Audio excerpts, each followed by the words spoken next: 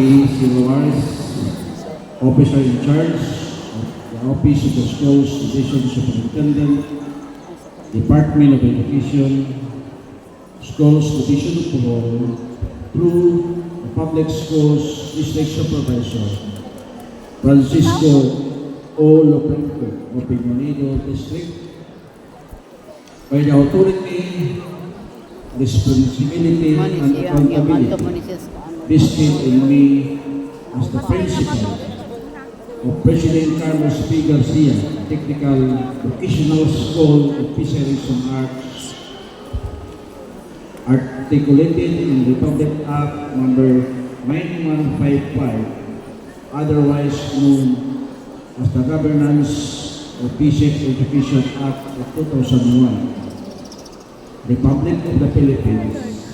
It is my honor to present to you 99 male and 87 females, with a total of 186 candidates for junior high school completion. All, to my knowledge, have satisfactorily completed the minimum requirements to the K-12 junior high school curriculum as prescribed by the Department of Education, Republic of the Philippines, for the school year 2024-2025.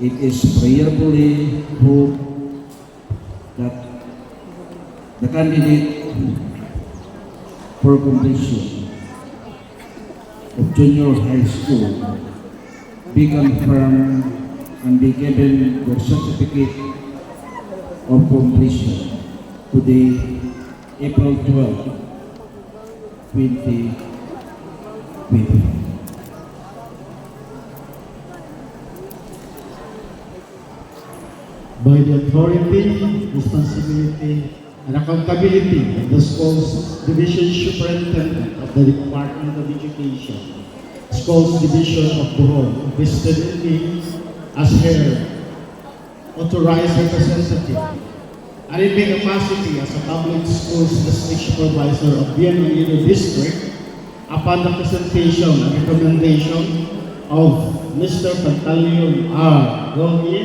Jr., the principal of President Carlos P. Garcia Technical Vocational Schools of Fisheries and Arts, that these 186 candidates for moving up have satisfactorily completed the requirements of the K-12 curriculum as a junior high school level.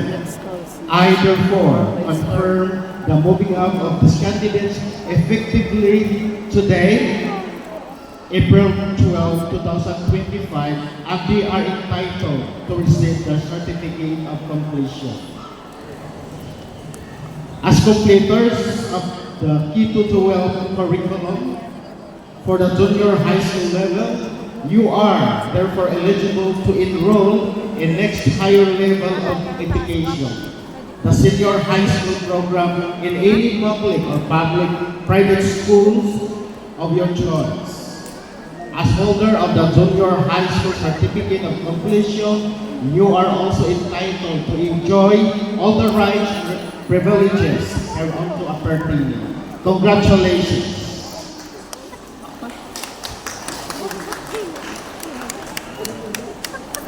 Thank you so much and congratulations, our completers for school year 2024 and 2025. Let's give them a round of applause.